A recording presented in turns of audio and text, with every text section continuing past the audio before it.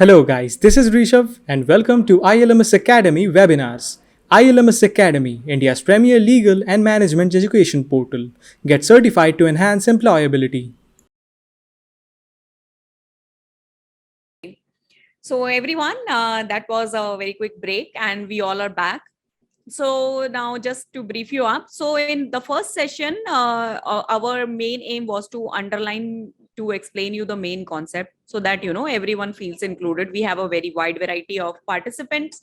So, yeah. So basically, I hope now everyone is clear what exactly is patent, what exactly it protects, and what are the requirements of the patent.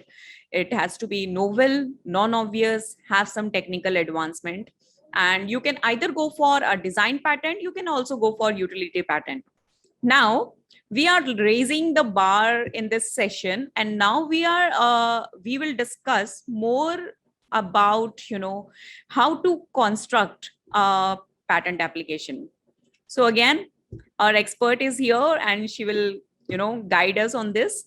So yeah, yes ma'am. Yeah. First of all, when you're trying to draft, when you have an invention at hand, and then you decide that, I want to now prepare my patent application. So often there is a dilemma. Where do we start? How do we Yeah. start? What do we do? So you have to plan the draft. Planning is Okay. very important. You have to first think about the invention first. What is Okay. your invention? What is it that you have invented? Suppose there is Okay. a process for preparing a particular compound. There is a process which is already there in the prior art, which is reported in literature. Okay. Now, the earlier process was perhaps performed under very cold conditions. So they were Okay. performing it in the laboratory, but they were using very cold conditions, -20 for freezing, -30 for mixing and other conditions. So these are forced and very difficult conditions to follow all the time. On the other hand, all you have done is you have made some changes in the temperature. You have used different temperatures, and you have changed some of the reagents. You have changed some of the chemicals used. You have changed some of the reactants there. Starting material, perhaps you have changed. Now, with this sequence, you can now perform the entire reaction not at -20 degrees, but at the room temperature. Okay. So this becomes very economical because you Okay. don't need to have that -20 degrees storage. Okay. Those kind of limitations are no longer available there. So therefore, your process is very new for Okay. sure now. Now, Okay. so you can go for the process. Now the thing is, now what about the product? Yeah. Does the process have an impact on the product? You have to Okay. study the product. You will normally assume that, oh, my product is going to be the same. It is the same thing which I'm going to get as in the prior art. There is no need for me to worry about it. It is the same thing. But it is always good for you to go back to the drawing table and see what are the changes brought about in your product. Sometimes it may happen that with this particular new process, your product may become more drying, it may become more user friendly, it may become more fluffy, it may have certain advantages Yeah. over the product which is there in the prior art. So I have Okay. known, sometimes you have these processes which are very frequently used in pharma industry or otherwise, where they have a new product, where they have a very new process, and sometimes they don't test the product because they assume that there is nothing new which is going to come about in the product. It is the same aspirin which I had earlier, nothing is going to come. But when you actually test the product, you find that it is more dry. It does not absorb moisture so easily because Okay. it is not produced at -20 degrees. So Hmm. therefore, it doesn't absorb moisture. So now the product also becomes important. It's a Okay. known product, but with a different quality. So you may Okay. wish to go for the product also. So now then you have to say, all right, now I have a new process. I have a modified version of my old product. So Hmm. what should I do? Then you should first go for the process and you should also go for the product. So Okay. both you can protect. The third thing when we are trying to go for a patent is to decide what terminologies you will use in the patent. And this is very important. Okay. Because you can't say in the beginning, I'm using a chemical. Later on, you say, oh, I'm using a medicine. And then you say in the middle, you say something else. So this will not work. Your Okay. terminologies which you use in a patent application have to be consistent. So Okay. if you call it if you call it a reagent, so and Okay. so is a reagent, then you Hmm. call it as a reagent all the time. You don't Okay. call it as a reagent in the beginning, then you call it as a Okay. reacting agent, then you call it as a catalyst. So that Okay. that brings about lots of ambiguities and uncertainties in the patent. So Okay. terminology is what you're going to do. What are the Okay. terminologies which you are going to use in the patent application? Okay. That you must write down specifically on a sheet of paper. And Okay. especially when it is a mechanical product, mechanical invention. There is a cooker. I'm just giving some, normal examples. So if it's a cooker and you have now made some new development in that cooker, so it's got a very easy arrangement of the top and the bottom, the cover and the lid and the bottom.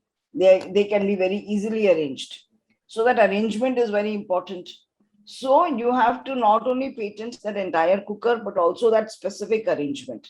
And so Okay. you will need drawings. So you will need to label each of the parts and then Okay. say that, okay, and then identify it by numbers. So you will Okay. have to say, okay, here is number 77. This identifies the vessel portion. Number 55, this identifies the sealing valve. So each of them have to be specifically identified. You Okay. write them down on a sheet of paper, and Okay. then you start writing then you start drafting the patent application. So this is how you should be going about it. The Okay. kind of words, the terminologies and the words that you use in a patent are very, very crucial and critical, because if you use wrong words, then it can lead to disastrous effects. So I will Okay. give you one example. There was a case where I'll just share. There are just two, three slides. I'll just share my screen and just show you that slide. So this was a case where there was a patent which was granted for a tire. Okay. So in those days we used to have you used to have trucks where there are two. If you notice very carefully, in each of the wheels there are two tires.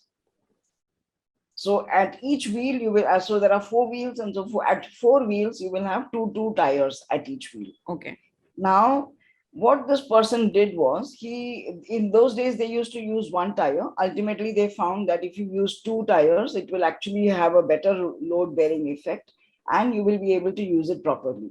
So the truck will run very easily and all that. So the whole idea was to use two tires. That was the invention. Now, what this patent applicant did was, he filed a patent application where he said that the two tires are joined to each other. Okay. The two tires are joined to each other, which means that there are two tires and there is no gap between them. Now, so this patent got granted because there was no such invention. So the patent got granted very easily. Now the infringer, what he did was, the other competitor in the market, he was trying to use this because he found that, oh, this Yeah. will give you better load bearing, so let's use this.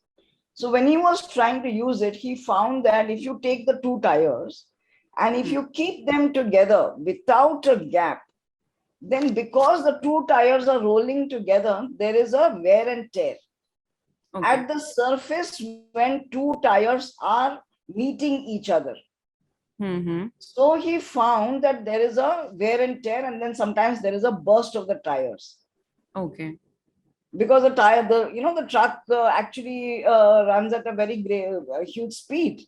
So then he came with a solution. He said, all right, now we will have the two tires. It's a very good idea, but we will have a gap between the two tires. Mm-hmm.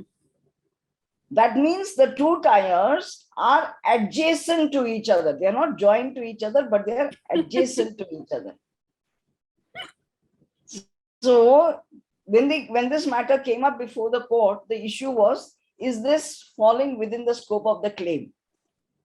Because the first person who has a patent, he was really angry that this person Yeah. is coming, he's got two tires, just because he's made it without a gap, and he's got a Mhm. gap there. I've got my patent which says joined to each other. He says joined to each other means what? The two tires are there, and obviously they are linked to each other in some way or the other. Therefore, it is falling within my patent.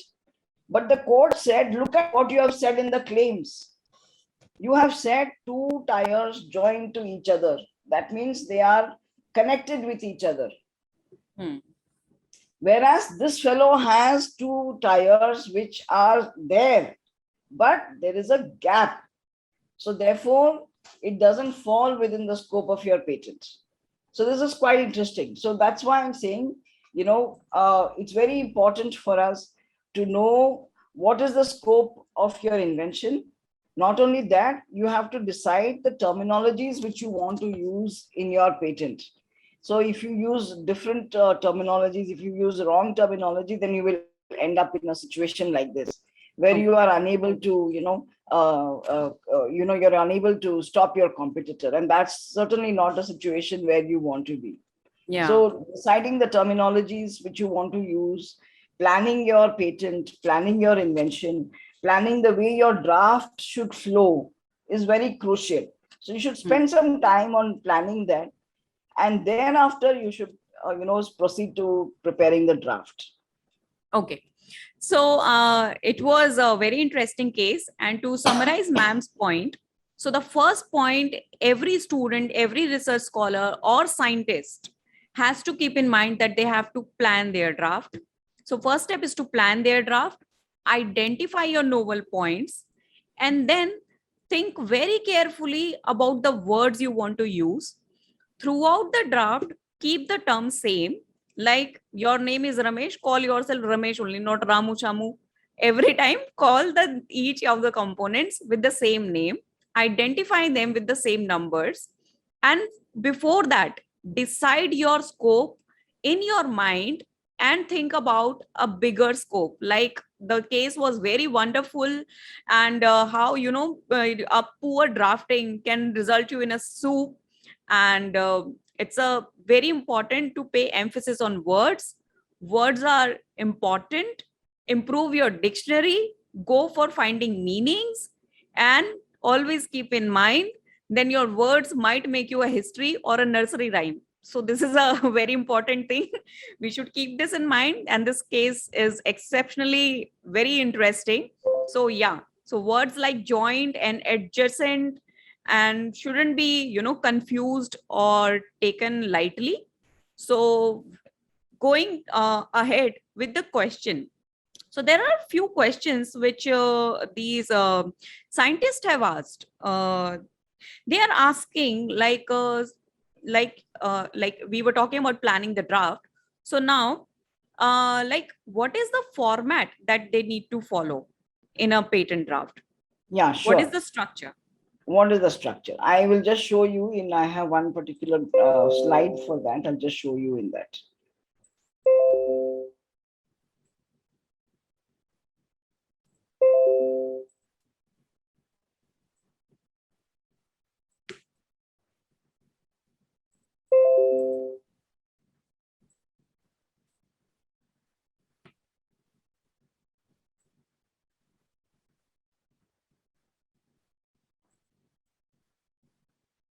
Yeah, can you see this? Is it visible? Yeah, it's visible.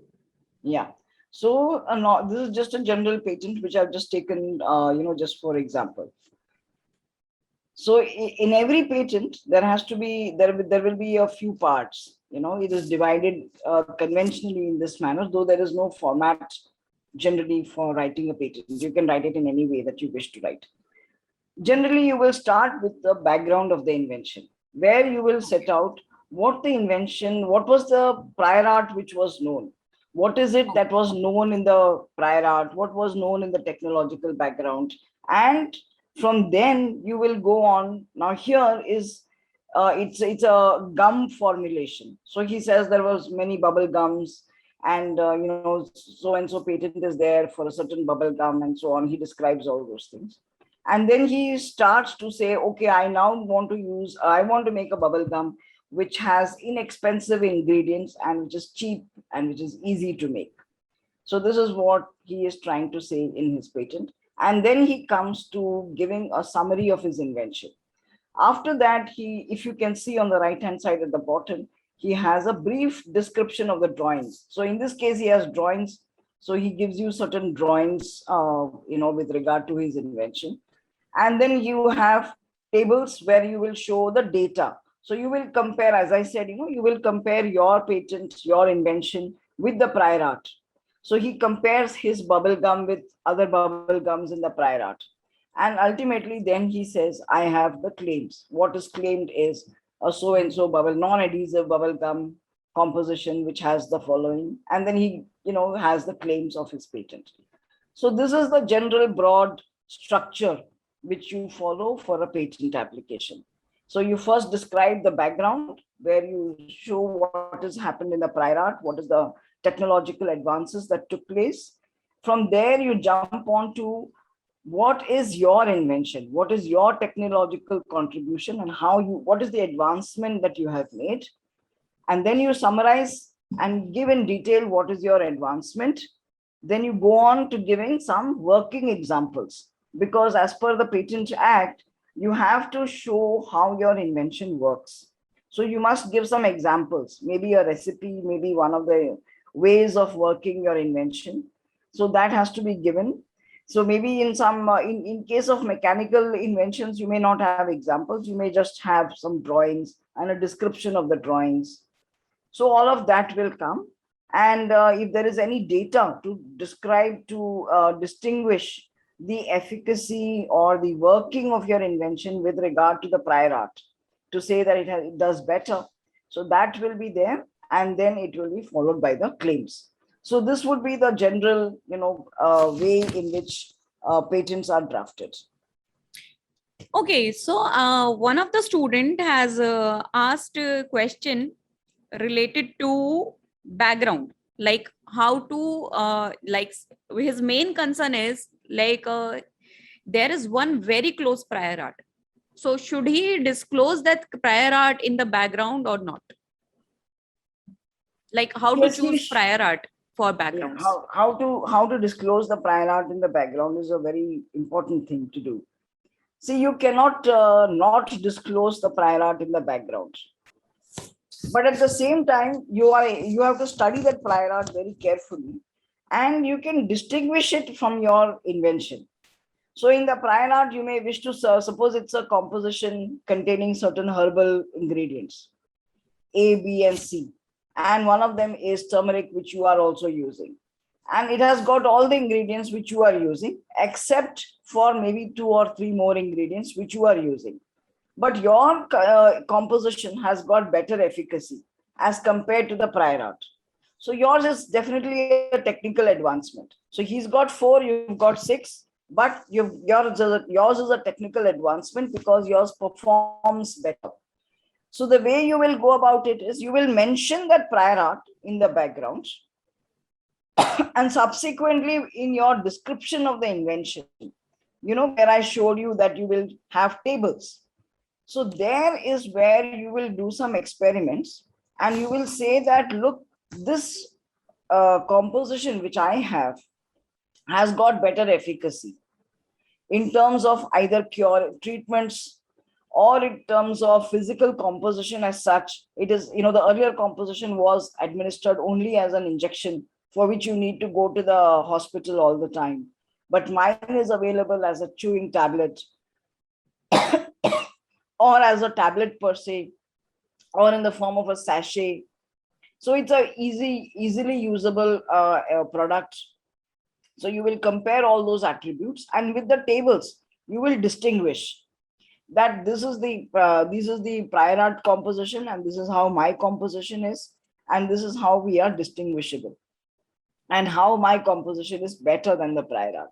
So once you have given this distinction, then there should be no problem for you at all with regard to that prior art. So suppressing the prior art is something I will not recommend. because if you have identified the closest prior art, and in your patent application itself you have been able to distinguish it, Hmm. then the examiner, he is also bound to come with the same prior art. The answer is already there in your patent application. So it's the best way of doing it. Instead of suppressing the prior art, Okay. the good thing will be to look at that prior art and distinguish it in your own patent application, and show that your patent, your technological advancement which you have made, the product that you have made or your process is much more advanced as compared to the prior art. So if the answers are found in your own patent application, nothing can be better than that. Yeah. So basically, it is best advice. If you think your competitor prior art might create a problem, just answer yourself beforehand within the draft. So now moving on the next question. So this is asked by one company's scientist. He's saying, like, as you say, that okay, prior art has the component A, B, C, and my invention has the component A, B, C, D, and E. So the person who has a patent on A, B, C, what is how he can establish monopoly if people keep on just adding one article, two article. So how he can reap the benefit of that ABC which he has claimed before the next patent? So this is a very good question as well. So in that case, what happens is, if it relates to the same disease, so he is also for diabetes and you're also for diabetes, your product is also used for diabetes, his product is also used for diabetes, then there is something in law which is called a material difference. If you're able to show that my product is a material change as compared to what has gone before, as compared to the prior art, then you are entitled to have your own patent and you are able to sell your product in the market.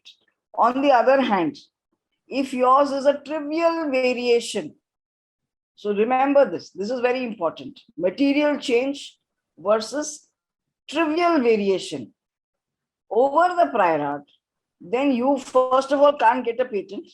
If you get a patent also, if it's a trivial variation, you will not be able to sell it in the market, because yours is a trivial variation over his patent. So I will give you a concrete example because this will make us understand this issue very easily. So let us assume that the earlier prior art has 4 ingredients: turmeric, then it has got tulsi extract, it has got pepper extract, and it has got, say, piperine extract. So another few extracts it has got. These are the 4 5 major ingredients it has got. On the other hand, not only have you have got these 4, you have got 4 other ingredients also. So then it becomes a material change, because not only have you got those 4 ingredients, because those are in the public domain, but you have made a material change. You have not just added 4 ingredients, 2 or 3 or 4 ingredients to it, but there is a material change in the sense that it performs better. It has got a better efficacy. So if his was curing diabetes or was treating diabetes in a certain period of time, or if that medicine had to be taken twice a day, but yours is required to be taken only once in a day or once in 2 days, that's a material change. So not just adding the ingredients, but with respect to the effects, it has a material change. So this is a material change. There can be another situation where you have taken the same very 4 ingredients. All you have done is simply added water. I've added methyl cellulose, some binder. I've added some sugar. I've added some of these other, excipients. And then I have made, now you made a tablet. I have made a sachet out of it, powder. You've got a powder, you've got a tablet, I've made a powder. What is the performance of both? Almost the same. You have to take this tablet also twice a day, my tablet also twice a day. So maybe the patent office, if it is not careful enough, they might grant a patent. But because the variation between my invention and yours is not significant, what did I do? I simply added water. I simply added droplets of water. I made them or I just added some, methyl cellulose. I just made it dry. I added some dry ingredients. I added a disintegrant. I only added these things. I did not make a material change. What is the effect of adding all this? It has the same level of curing diabetes as yours. My tablet also has to be taken twice a day. Yours is also twice a day. What is the level of decrease in the blood sugar level? Same. What is the decrease in what is the working of insulin with regard to my tablet and yours? It is the same. If those parameters, the curative effect is the same as yours. So even though normally a patent should not be granted, but assuming a patent is granted, then you will not be able to put it in the market because the other fellow has got a patent. You will need to take a license from him. So in the first case, which I described, where there is a material change, where there is a significant difference, then you will be able to market it yourself without taking a license. But in your case, where you have not done any much change, simply converted the tablet into a sachet, you will need to take a permission from him. You will need his license. So these things have to be kept in mind. So therefore, when you are making your invention, you have to make sure that it's a technological advancement. So therefore there is a need to do the search and make sure that the invention that you come up with is a technological advancement. After all, everything that we are making is always an advancement over whatever is there. Nobody is inventing something entirely new on this earth. You're always making some advancements. Somebody has got certain, sometimes you have paper. So earlier we used to have paper, which if you remember many years ago, so actually decades ago, you would get only black and white paper. Yeah. You would black and white print on the paper. Now you have color pictures. So therefore, there has been that's a technological difference. That's a technological improvement in the printing, in the kind of paper. So that paper is such that it is able to receive the ink, the color ink on it. So there have been those kind of differences. So when you make a technological advancement of that nature, which is qualitative, which is real technical advancement, then you don't need to take a license. So it is not that, you take a patent and somebody is making a tweak out of it. So if he is making a tweak, which is a small tweak, which is a simple, trivial variation, then he will need to take a license from you. And if he does not take a license from you, he will be infringing your patent. Okay. On the other hand, if he makes a qualitative difference, then obviously he has got a different product altogether. So if otherwise you have vaccines. Now you have vaccine just for polio. So somebody comes with a vaccine and he says, okay, this is not just for polio, it is also for diphtheria. It is also for chickenpox. So it's a multiple combination. So you take one vaccine and you're able to target 3-4 diseases in that vaccine. So that's a technological advancement. It is not just grouping the antigens, not just grouping the the viruses or something, but there is a technological advancement which you have made.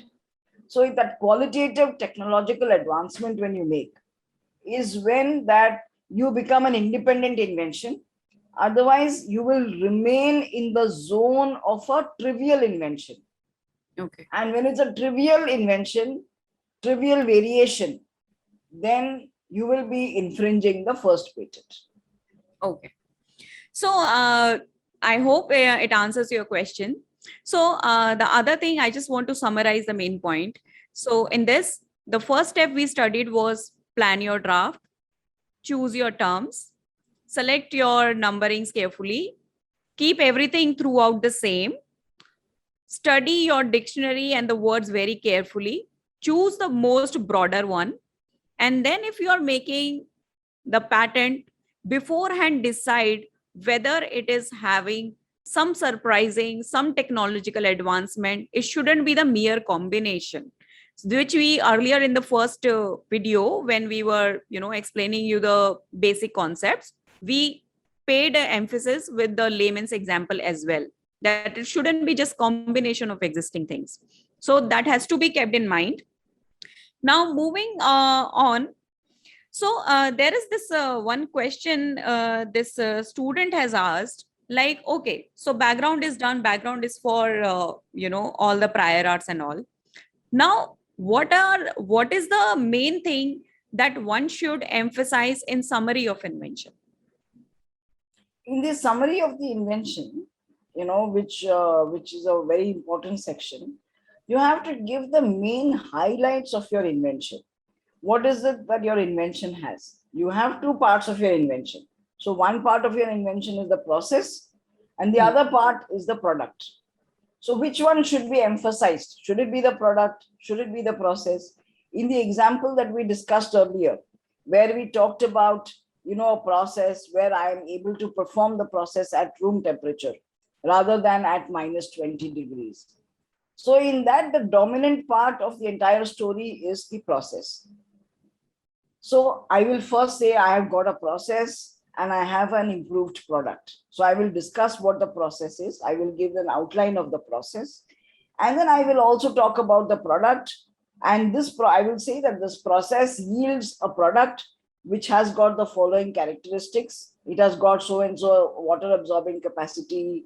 It has got so-and-so, reactive capacity. It is so-and-so reactive, so on and so forth. Physical features, attributes are so-and-so. So all of that I will describe. And then comes a section which is called the detailed description of the invention, where I will, give out what is the invention all about. I will describe what are all the reagents which I have used, what are all the starting materials I have used, which are the starting materials you can use, which is the best starting material, which starting material can be avoided. All of that I will describe. What are the temperature conditions under which the process should be performed so that it is very efficient?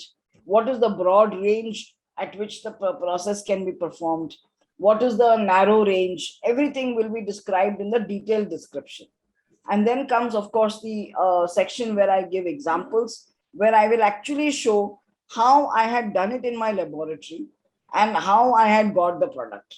So working examples, that I had taken 2 ml of so-and-so starting material, I mixed it with this, and then I did the following other steps, and this is how I got the final resultant product. So this is how the patent should flow.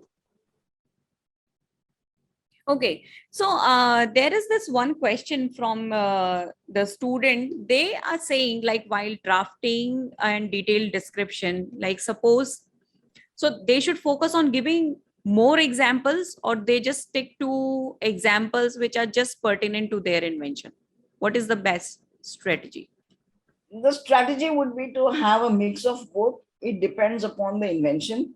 Suppose they are claiming 10 to 500 degrees, that they say that the process can be operated at 10 to 500 degrees Celsius temperature. Then you need to show that the invention can be performed at 10 degrees, can be performed at 50 degrees, can be done at 100 degrees also at certain points. So you can't just give one example of 10 degrees and then claim that my invention will be performed from 10 to 500 degrees.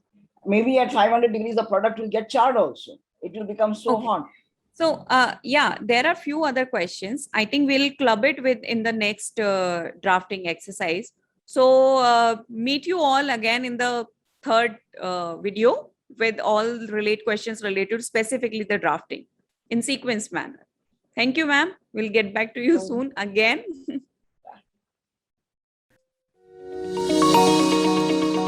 Visit ILMS Academy for various courses from contract drafting, RTI, labor law, GST, and more. Get certified to enhance employability.